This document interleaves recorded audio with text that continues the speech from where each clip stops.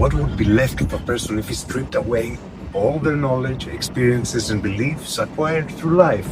This question deeply concerned Greek philosophy, which focused on the essence of the human being beyond what is acquired. In Greek philosophy, the quest for the human essence was always a central question. The focus wasn't merely on what a person learns, but on what makes someone truly human with a capital H, regardless of their accumulated knowledge. For Socrates, the essence resided in the soul, which holds the capacity for reason and moral discernment. True knowledge, he believed, doesn't come from external sources, but from inner inquiry and the understanding of the soul and the mind. Even if we remove all external knowledge, the soul and its capacity to think will remain. Plato believed that the human soul already possesses a knowledge of the eternal ideas such as beauty, justice, and truth, even before birth. Learning then is not acquisition, it's a recollection. So if you strip away what you have learned, what remains is the latent capacity to recognize these timeless truths, an innate connection to the world of ideas. For Aristotle, what defines the human being is Logos. It's the faculty of reason.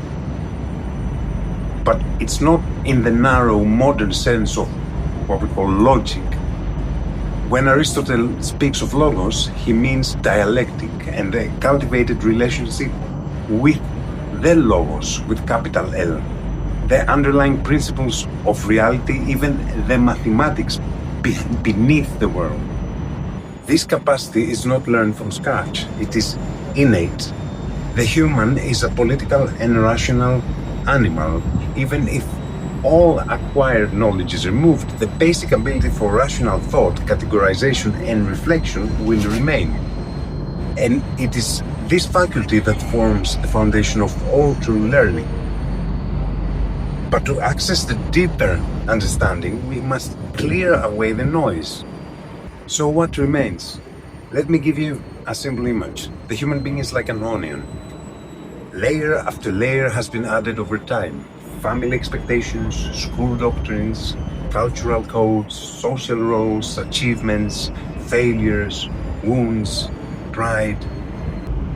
You begin to believe that this onion is you, but what happens when you start peeling? Each layer you remove probably feels like a loss to you, but it's actually liberation. And if you keep going, something strange begins to happen. At the very center of the onion, there is nothing. But that nothing, it's not emptiness, it is stillness, it's awareness, and it's pure being. It cannot be described, it cannot be taught, it can only be experienced. According to Greek philosophy, when everything acquired is removed, what remains in a human being is the soul or spirit, the center of consciousness, the thought, the ethics, and the will, the faculty of reason, the innate ability to think, analyze, draw conclusions, and understand, the capacity for self-knowledge, the inherent tendency and ability to turn inwards and discover the true oneself. The prior knowledge or recollection of archetypes, in Platonic terms, the potential to recognize the eternal ideas.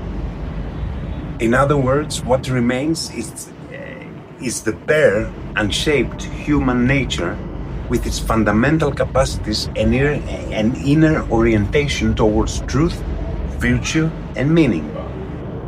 This is the ground upon which all true learning and personal growth should be built.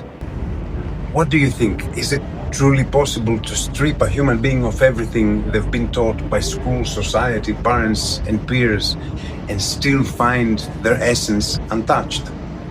Heraclitus, like many Greek philosophers, believed that true knowledge is not found in the external world, nor in the mere accumulation of information. His famous phrase, "I searched for myself," Edizēsámēn, emeautón, points to a very deep introspection and inner seeking.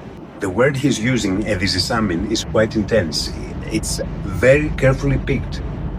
He literally peeled away what he was not, until only what truly is remained. For Heraclitus, the essence of wisdom lies in understanding this inner world. And within this inner world, when we format the noisy software of conditioning, we discover the Logos, the principle that governs not only the universe, but also the soul itself. This Logos, it's not something learned from books or teachers. It is discovered within, through self-observation and the understanding of the opposites that compose us.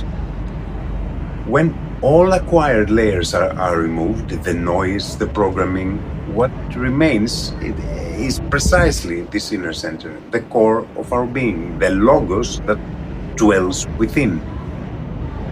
The search for this core, the search for oneself, is what Heraclitus meant. True understanding comes from self-knowledge, from the unveiling of our inner nature and the way it resonates with the universal Logos. This is what remains when we are stripped of all outer teachings and stimuli.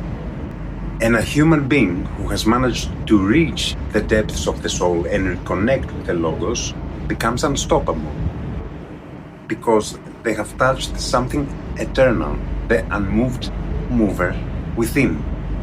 Thank you very much. Bye.